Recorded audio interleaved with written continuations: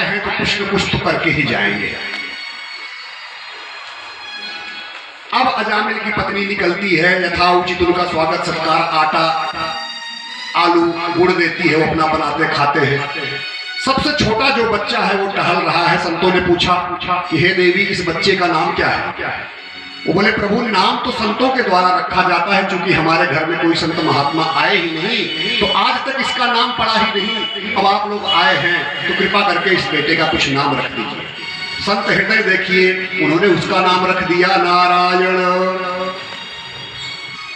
वो सोचे बेटे के बहाने भगवान का नाम तो लेगा, और संतगण अगले दिन चले जाते हैं। अजामिल आया, उनकी पत्नी ने बताया कि संतों की टोली आई थी और बेटे का नाम नारायण रख दिया। वह उसको नारायण नारायण बुलाने लगा। सुख का समय जल्दी बीतता है, कल आपको बताया था, और दुख की एक एक रात एक एक साल की तरह बीतती है, कांटे नहीं कटती है। और सुख का समय इतना जल्दी बीतता है कि पता भी नहीं चलता है। धीरे धीरे अजामिल 88 वर्ष के हो गए। उनकी मृत्यु के लिए यमराज जी ने अपने दूतों को भेजा कि महापापी आदमी है, इतनी पतिव्रता पत्नी को निकाल दिया, अपने पिताश्री को घर से निकाल दिया, जाओ उसको ले आओ और दंड देना है। यमदूत आते हैं और अजामिल के प्राण को निकालते हैं। देखिए, ध्यान देने वाली बात, दर्शन की बात बता रहा हूं। मौत के समय व्यक्ति क्यों छटपटाता है? मृत्यु के समय व्यक्ति क्यों छटपटाता है, तड़पता है, अपने घर वालों को क्यों पुकारता है? आपको मालूम है? बता रहा हूं, क्योंकि उसने तैयारी नहीं किया है। अगर यहां से आपको चाक घाट बाजार भेजने जाने के लिए बोले तो आप लुंगी में भी चले जाएंगे, कोई तैयारी की आवश्यकता नहीं है। प्रयागराज बोलेंगे तो आपको कपड़े तो पहन के जाना पड़ेगा। अगर आपको हरिद्वार बोलेंगे तो सूटकेस भी तैयार करना पड़ेगा। अगर आपको रामेश्वरम बोलेंगे और सामग्री तैयार करनी पड़ेगी।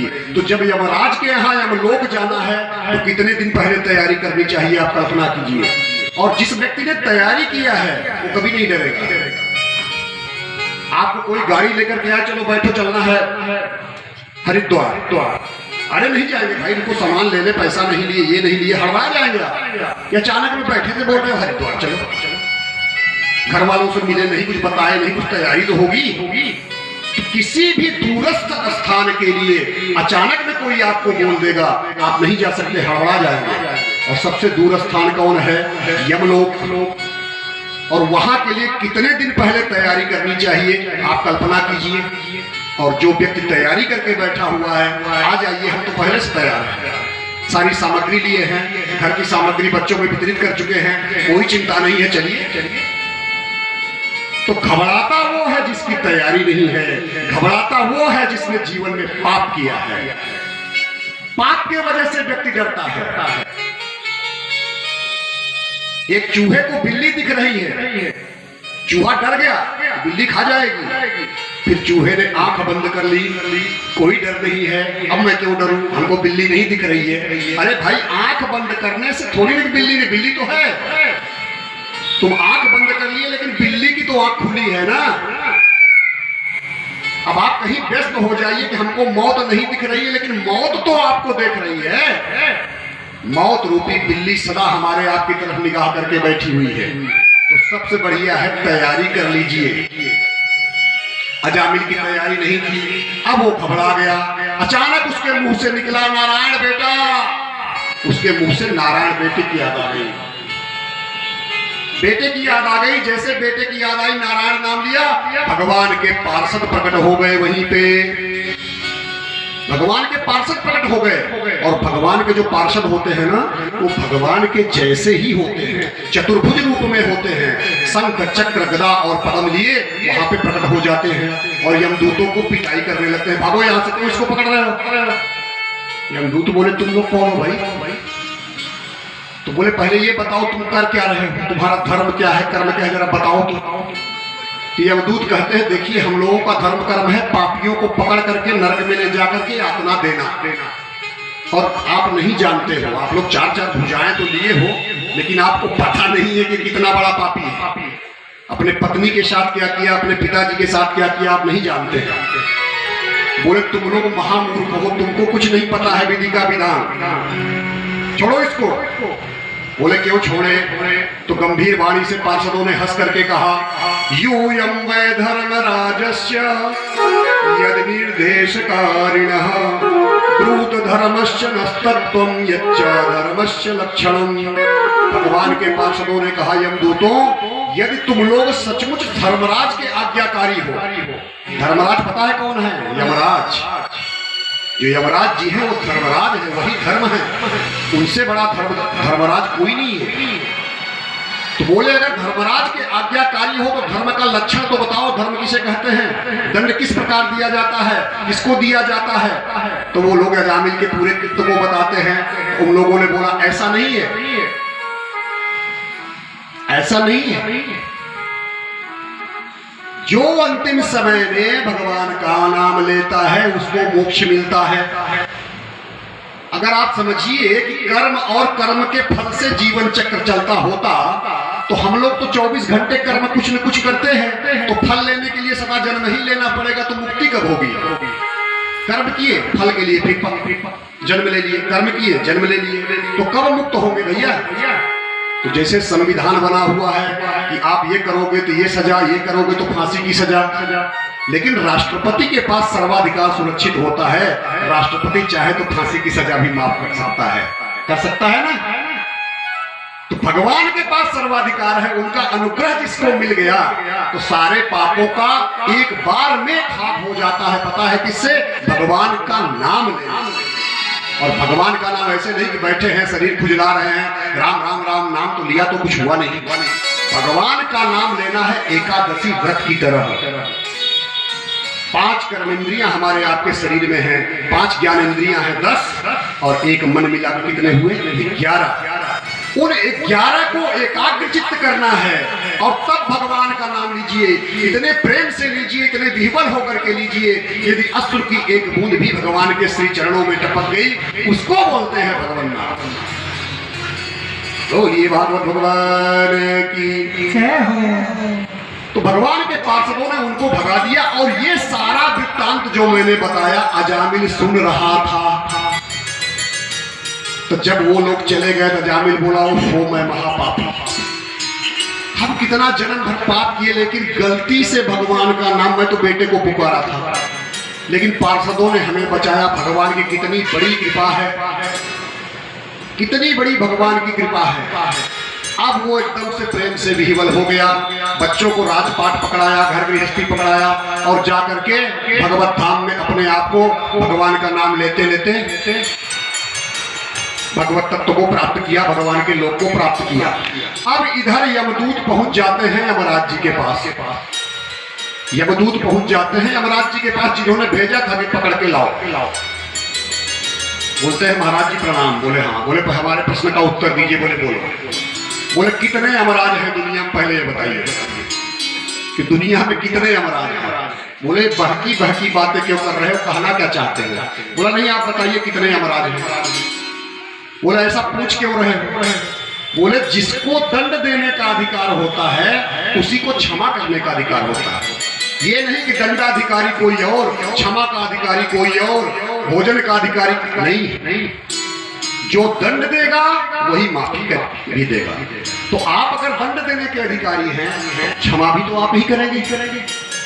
दंड कोई और दे। बोले हुआ क्या पहले ये बताओ, पहले क्या हुआ वो तो बात बताओ, क्या भूमिका बना रहे हो? तो बोला जैसे हम लोग महापापी अजामिल को पकड़ने गए, उसने अपने बेटे नारायण को पुकारा, विष्णु दूत प्रकट हो गए, हम लोगों की पिटाई करने लगे, बोल रहे भगवान का नाम लिया है। जैसे ही यमराज जी ने सुना कि भगवत पार्षद प्रकट हुए थे, प्रेम से विह्वल हो गए। प्रेम से विह्वल होकर के भगवान की स्तुति करने लगते हैं कि परो मंदयो जगतस्तुचश्च ओतम प्रोतम पटवत्र विश्वम यदं सतोऽस्य स्थितः जन्मनासा नश्योतवद्यस्य वसे च लोकः यमराज ने कहा दूतों, मेरे अतिरिक्त एक और चराचर जगत के स्वामी हैं, उन्हीं से यह संपूर्ण जगत चल रहा है। ब्रह्मा विष्णु शंकर इस उत्पत्ति स्थिति का जो प्रलय करते हैं वो भी उनके निर्देशानुसार करते हैं। उन्हीं मायापति पुरुषोत्तम के दूत के समान परम मनोहर रूप गुण और स्वभाव से संपन्न होकर के हम लोग इस विचरण कर रहे हैं और उनके पार्षद लोग विचरण कर रहे हैं। और बताते हैं यमराज जी कि वो परम भागवत इस सृष्टि में अभी 12 लोग हुए हैं। 12 व्यक्ति हैं जो भगवत तत्व को जानते हैं और उस महिमा का जिसका मैं बखान कर रहा हूं, भगवत तत्व क्या है, केवल 12 लोग जानते हैं। कौन है? ब्रह्मा जी जानते हैं, देवर्षि नारद जानते हैं, भगवान शंकर, सनत कुमार, कपिल देव महाराज, स्वयंभू मनु, प्रहलाद, राजा जनक, भीष्म पितामह, बलि, सुखदेव जी और मैं माने धर्मराज। इतने लोग उस तत्व को जानते हैं। इस जगत में जीवों के लिए यही सबसे बड़ा कर्तव्य परम धर्म है कि नाम संकीर्तन आदि उपायों से भगवान के चरणों में भक्ति भाव प्राप्त कर ले। जिसकी जीव भगवान के गुणों और नामों का उच्चारण नहीं करती, जिनका चित्त उनके चरणारविंदों का चिंतन नहीं करता है, जिनका सिर एक बार भी भगवान के श्री चरणों में नहीं झुकता है, उन पापियों को तुम मेरे पास लाया करो। भगवान का जो नाम लेने वाले हैं उनको लाने की आवश्यकता नहीं है।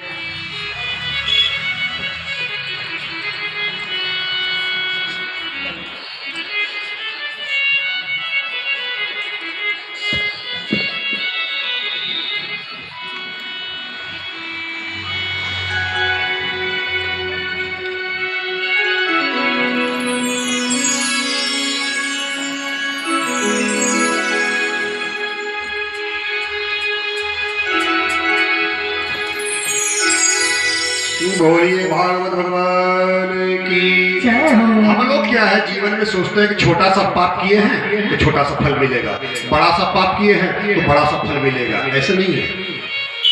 भगवान का अनुग्रह किसके ऊपर हो जाएगा ये वही जाने। न जाने कौन से गुण पर दया निधि रीझ जाते हैं, वो किससे किस गुण पे रीझ जाएंगे इसका कोई मापदंड नहीं है, कोई मानक नहीं है। हम लोगों का कर्म यह है कि सिर्फ उनका नाम लेते रहे। इधर देवता लोग क्या किए, वो भी भगवान जी के पास पहुंच गए। कौन? देवता लोग। और बोले भगवान जी, बोले अजामिल वाला जो केस हुआ, आपके पार्षद लोग वहां पहुंच गए, इसमें थोड़ा सा गड़बड़ लग रहा है। भगवान जी बोले क्या गड़बड़ लग रहा है? बोले प्रभु देखिए सच्चाई तो ये है कि अजामिल को नहीं पता था कि आपका नाम नारायण है। अजामिल को नहीं मालूम था कि भगवान का नाम नारायण है, कि वो महापापी है। सच ये है कि उसने अपने बेटे को पुकारा और आपने उसको मोक्ष प्रदान कर दिया। तो भगवान जी क्या है, गलत नहीं है। अजामिल को कहां पता था कि आपका नाम नारायण है? भगवान बोले बहुत अच्छा। अजामिल को नहीं पता था कि मेरा नाम नारायण है, मुझे तो पता है कि मेरा नाम नारायण है। अजामिल को नहीं मालूम, मुझे तो मालूम है ना कि मेरा नाम क्या है। अरे कैसे भी लिया तो जब किसी को किसी का हित करना होता है तो बहाना चाहिए। वो तो सदैव बहाने के लिए बैठे हैं। कोई बोलो तो, हमको पुकारो तो हम तो अंदर से आपके प्रकट हो जाएंगे, बोल के तो देखो। लेकिन व्यक्ति संसार में अपनी बुद्धि लगाता है। हमारे जैसा चालाक, हमारे जैसा सोचने वाला, ऐसा दिमाग लगाऊंगा कि सबको नचा दूंगा। ये व्यक्ति की सोच है। प्रैक्टिकल रूप से उसके साथ, अपने साथ जो जनमानस वो बनाता है, नात रिश्तेदार घर परिवार, उन पर उसको विश्वास है कि इतना समूह हमारे पास है। जब सब जगह से थक जाता है तब उसको प्रभु याद आते हैं। तो नाम का अर्थ होता है नम माने झुकना। भगवान को भी जो झुका देता है उसको नाम कहते हैं। नाम की ऐसी शक्ति है कि नाम को प्रेम और भाव से लिखने मात्र से पत्थर भी तैरने लगते हैं। नाम में इतनी शक्ति है। अरे कहाँ लगी नाम बड़ाई, राम न सकहि राम गुण गाई। राम न सकहि नाम गुण गाय। जगत में दो चीजें होती है, एक होता है नाम, एक होता है रूप। और नाम ज्यादा बड़ा होता है। आप रसगुल्ला कहिए मुंह में पानी आ जाएगा, क्योंकि नाम लेते ही उसका रूप प्रकट हो जाएगा। अब किसी से रूप बताइए कि काला काला सा होता है, चाशनी में डूबा होता है, वो नहीं समझेगा। नाम बताइए तुरंत समझ जाएगा। तो नाम बड़ा। हम लोग क्या इस धरती में चाहते हैं? नाम। ये देखिए टीवी में मेरा नाम आया, ये देखिए हमारा नाम पोस्टर में लगा हुआ है, ये देखिए पेपर में हमारा नाम आया। व्यक्ति अपने नाम के लिए ही तो परेशान है। शादी विवाह के कार्ड में नाम नहीं लिखो तो घर परिवार के लोग नाराज हो जाते, मेरा नाम ही नहीं है, हमको भूल गए। छोटे छोटे लोगों का लिख दिए, बड़ों का नाम ही नहीं है। शादी ब्याह में जाएंगे, जो भी चढ़ोतरी चढ़ाएंगे तो नाम लिखो भैया, नाम लिखो 1001 रुपए। तो देखिए हम लोग भी तो नाम चाहते हैं ना। तो जब हम लोग चाहते हैं तो हम लोगों का जो परम पिता बैठा हुआ है वो भी तो चाहेगा कि हमारा नाम लेते रहिए। ये है नाम की महिमा, ये है नाम की महिमा। अब परीक्षित के प्रश्नानुक्रम में श्री सुखदेव जी महाराज कहते हैं कि कश्यप ऋषि की जो दिति नामक पत्नी थी बताया था, तो उनसे किसका जन्म हुआ था? दैत्यों, राक्षसों का। लेकिन दिति के रचना नाम की एक बेटी भी थी। जो राक्षसों की माता है दिति, उनकी एक बेटी भी हुई थी, उसका क्या नाम है? रचना। उसका विवाह किससे हुआ था? त्वष्टा मुनि के साथ हुआ था। और इनके दो बेटा हुए, विश्वरूप और सन्निवेश। विश्वरूप ब्रह्मज्ञानी थे और इतने ब्रह्मज्ञानी थे कि देवताओं ने भी उनको पुरोहित बना लिया। अब परीक्षित महाराज प्रश्न पूछते हैं कि हे गुरुदेव, देवताओं के तो गुरु बृहस्पति जी हैं, देवताओं के गुरु तो बृहस्पति जी हैं, तो विश्वरूप कैसे गुरु बन गए? और वो भी राक्षस जिसका ननिहाल है, उनके मामा लोग राक्षस हैं, क्योंकि दिति से पैदा हुई बेटी के पुत्र है ना। तो बताते हैं कि एक बार की बात है, इंद्र जी की सभा में नाच गाने आदि चल रहे हैं। इंद्र नाच गानों में स्वर्ग में मस्ती में डूबे हुए हैं। उसी समय गुरु बृहस्पति जी का आगमन होता है और इंद्र खड़े ही नहीं हुए कि हमारे गुरु जी आ रहे हैं, हम खड़े हो जाए, नहीं खड़े हुए। तो गुरु जी ने सोचा कि देखा ही नहीं होगा, तो गुरु जी जानबूझ करके उनके सामने से गुजरे। तब भी इंद्र नहीं खड़े हुए। गुरु जी को अपमान लग गया और उन्होंने स्वर्गलोक छोड़ करके अंतर्ध्यान हो गए। अब जब अंतर्ध्यान हो गए और ये खबर जब दैत्यों को पता चली कि गुरु जी नहीं रहे, तभी दैत्य आक्रमण करते हैं। जीवन में गुरु का बहुत बड़ा महत्व है। गुरु नहीं रहेंगे तो समझ जाइए कि नैया किसी समय डूब जाएगी। अब राक्षसों को पता चला कि इनके गुरु जी नाराज होकर चले गए, आक्रमण कर दो, अच्छा मौका है। अब ये परेशान हुए, करे क्या करेगा। तो जब ये ब्रह्मा जी के पास पहुंच गए कि भगवान कुछ रक्षा कीजिए, हम गुरु विहीन हो गए, तो ब्रह्मा जी ने कहा ऐसा है, गुरु होने के योग्य हैं त्वष्टा जी के पुत्र हैं विश्वरूप जी, उनके शरण में आप जाइए। त्वष्टा ऋषि के पुत्र हैं विश्वरूप, उनको गुरु बना लीजिए, बहुत योग्य इंसान है। अब तुरंत बनाइए, नहीं बिना गुरु के आक्रमण कर देंगे वो लोग। एक बात ध्यान रखिएगा, ब्रह्मा जी ने समझाया, गुस्सा मत दिखाना गुरु के सामने, क्रोध मत करना। अगर गुरु डांटे भी तो सहे रहना, क्योंकि जो ज्यादा सुख भोगता है ना, उसको उतना क्रोध भी आता है। तो इंद्र को जल्दी क्रोध आता है। तो अपना गुरु बनाने के लिए वो जाकर के उनको निमंत्रण दिए कि हे विश्वरूप जी, आप हमारे गुरु बन जाइए। स्तुति करने लगे उनकी। विश्वरूप जी तैयार हो गए कि ठीक है। और विश्वरूप जी ने गुरु बनकर के इंद्र को एक ऐसा कवच दिया कि आज भी याद रखिएगा, ये कलयुग है। अगर आपको अपने घर में शांति चाहिए, किसी भी कष्ट से निपटना हो, तो उस कवच का 10 मिनट लगता है, पाठ करा दीजिए घर पे। उसका नाम है नारायण कवच। नारायण कवच का पाठ कराने से सारे विघ्न बाधाएं घर से दूर हो जाएगी। 15 से 20 मिनट लगता है बस। कोरोना काल में बहुत लोगों ने अपनी रक्षा नारायण कवच से की है। मैं प्रत्यक्षदर्शी हूं, प्रमाण के साथ बता रहा हूं। वो ज्ञान विश्वरूप जी ने इंद्र को दिया और ओम नमो नारायण का मंत्र भी दिया कि अब तुम सदा सुरक्षित रहोगे, तुमको युद्ध में कोई परास्त नहीं कर सकता है। एक दिन क्या हुआ, इंद्र जी यज्ञ कर रहे थे और गुरु कौन है? विश्वरूप, वो यज्ञ करा रहे थे। तो आहुति पढ़ रही थी, ओम इंद्राय नमः स्वाहा इदम इंद्राय नमः। और विश्वरूप जी क्या किए, उनके गुरु जी बीच बीच में असुरों का नाम लेकर के भी आहुति डलवा रहे थे कि मामा लोगों को भी थोड़ा सा। इंद्र का तो चल ही रहा है, लेकिन ननिहाल के लिए बच्चे बड़े भक्त होते हैं, ननिहाल उनको बड़ा प्रिय होता है, मामा नाना नानी, क्योंकि वहां कोई डांट नहीं सकता। तो सोचे इतना बड़ा यज्ञ हो रहा है तो थोड़ा सा मामा लोगों को भी, तो बीच बीच में वो बोले असुरों का नाम लेकर के। सोहा इंद्र ने सुन लिया, यज्ञ हमारा है, ये असुरों के नाम पे चढ़ रहा है तो उनको भी ताकत मिलेगी, यज्ञ से बल मिलता है। इंद्र को तुरंत क्रोध आ गया और तलवार निकाल के गुरु जी का सिर ही काट दिया। ब्रह्मा जी ने मना किया था, ब्रह्मा जी ने मना किया था क्रोध पे कंट्रोल रखना। और 3 सिर थे विश्वरूप के, एक सिर नहीं था, तीनों को तलवार से मारे बाहर। तुम असुरों के नाम पे बलि दे रहे हो, खाते हमारा हो, गाते किसी और का हो। अब क्या हुआ, पहला सिर जो उनका था उससे वो क्या करते थे, सोमरस पीते थे, वह सोमपीतम कहलाता था। जब वह सिर कट गया तो एक पक्षी प्रकट हुआ, कपिंजला, तो जो कपिंजला पक्षी घूम रहे हैं वही उनका सिर था।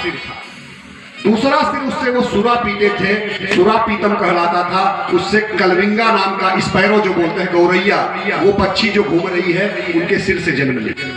और तीसरा जो सिर था जिससे वो भोजन करते थे, अन्नदम कहलाता था, उससे टिटिहिरी नाम का पक्षी जन्म लिया, जिसको तीतर कहते हैं।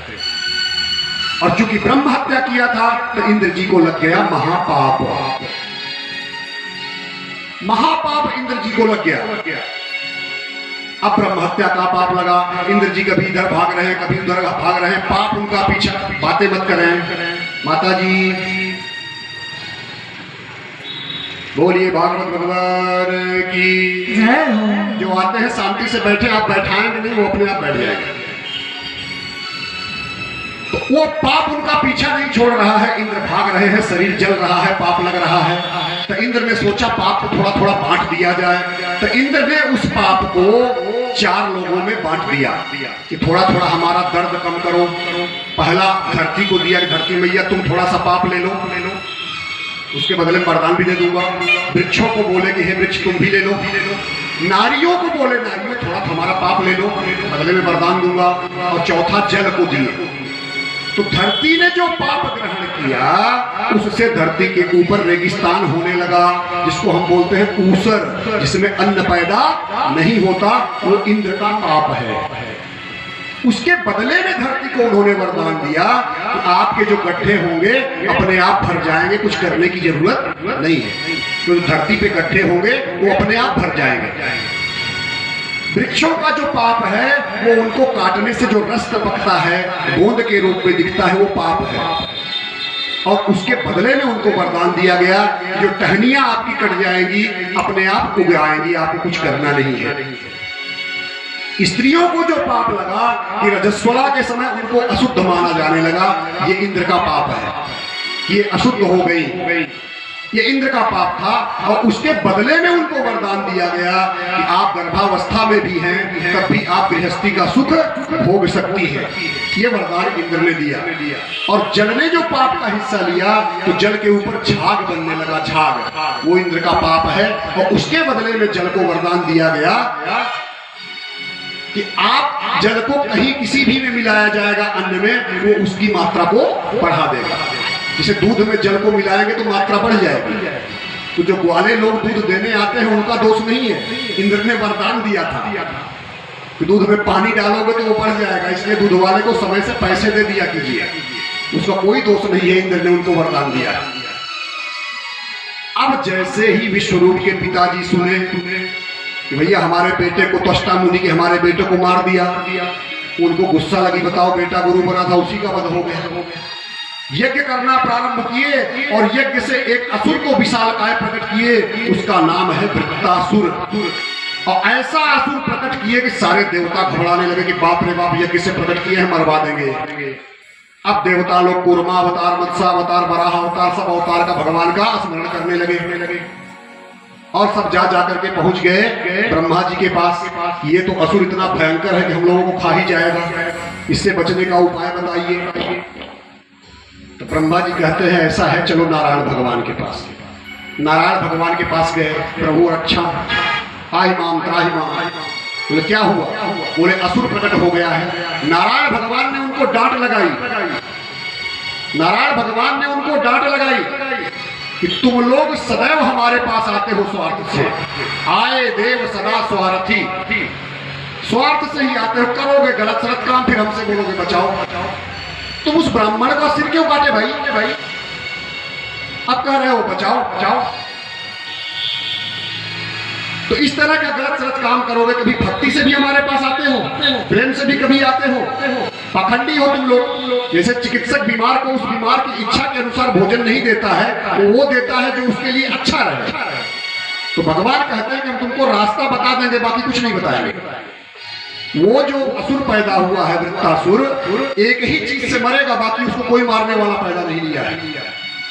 अथर्व ऋषि के पुत्र हैं दधीची, और उन्होंने तपोबल से अपने अस्थियों को इतना मजबूत कर लिया है कि अगर उनकी अस्थियां विश्वकर्मा जी को दी जाएं और विश्वकर्मा जी उससे वज्र बनाएं तो उस वज्र से वो मारा जाए। अब अगर तुम लोगों के पास इतनी क्षमता है तो जाकर के दधीची से अस्थियां मांग लो। इंद्र जी पहुंच गए, इंद्र जी पहुंच गए, दधीची मुनि बैठे हुए हैं, प्रणाम करते हैं। अब आप बताइए किसी के पास जाकर क्या बोलोगे कि अपनी हड्डी दे दो हमें? तो जाकर के उनको प्रणाम करते हैं, बोले शुभ आशीर्वाद।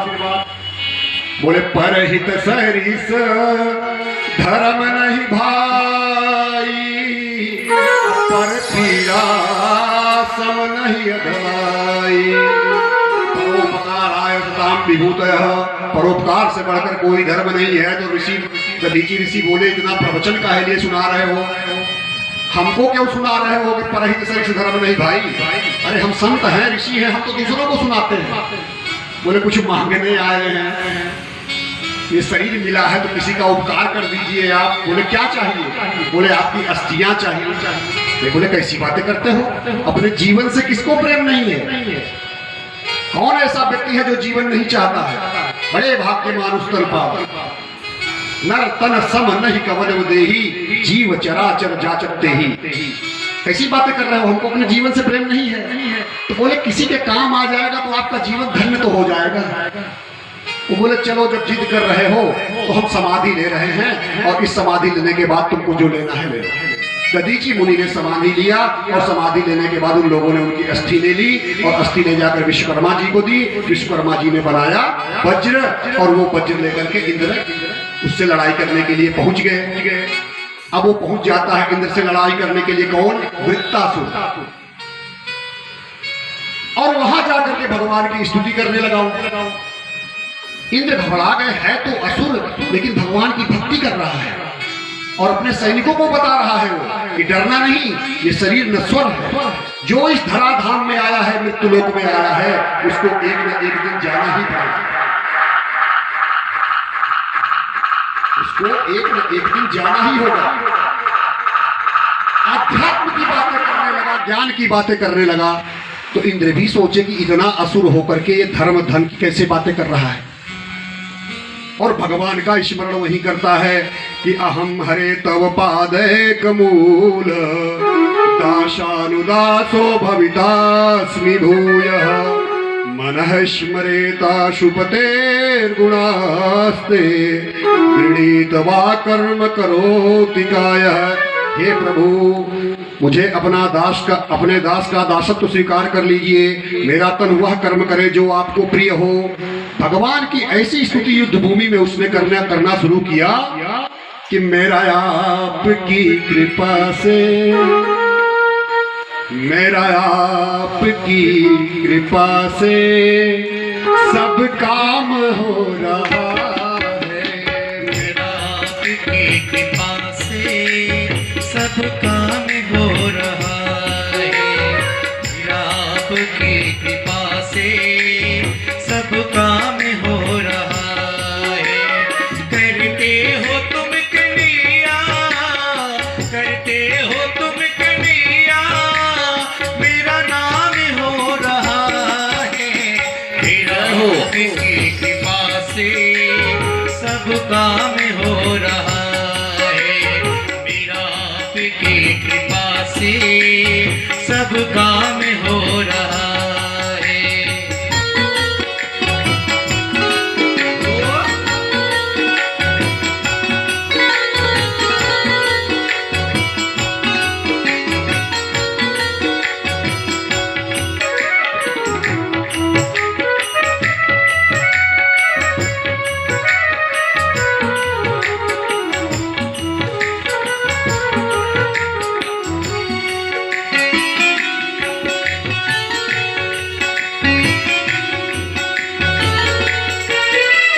पत्तीवार के बिना ही मेरी नाव चल रही है, पत्तीवार के बिना ही मेरी नाव चल रही है।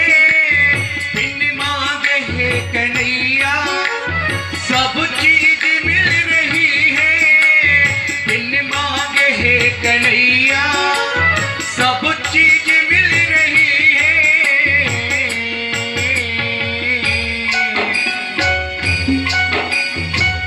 क्या बताओ मोहन, मोहन, अब क्या बताओ मोहन, आराम हो रहा है। अब क्या बताओ मोहन, आराम हो रहा है। करते हो तुम कन्हैया, करते हो तुम कन्हैया, मेरा नाम हो रहा है। मेरा आपकी कृपा से सब काम हो रहा है, मेरा आपकी कृपा से सब काम हो रहा है।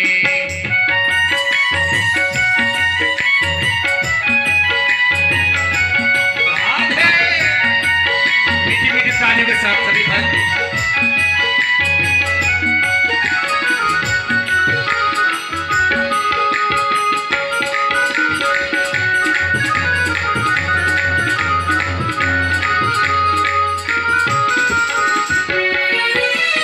मेरी जिंदगी में तुम हो, किस बात की कमी है। मेरी जिंदगी में तुम हो, किस बात की कमी है। मुझे और अब किसी की परवाह भी नहीं है, मुझे और अब किसी की परवाह भी नहीं है।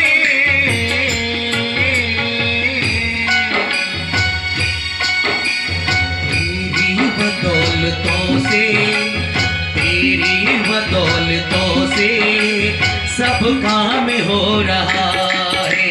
तेरी बदौलतों से सब काम हो रहा है। करते हो तुम कन्हैया, करते हो तुम कन्हैया, मेरा नाम हो रहा है। मेरा आपकी कृपा से सब काम हो रहा है, मेरा आपकी कृपा से सब काम हो रहा है।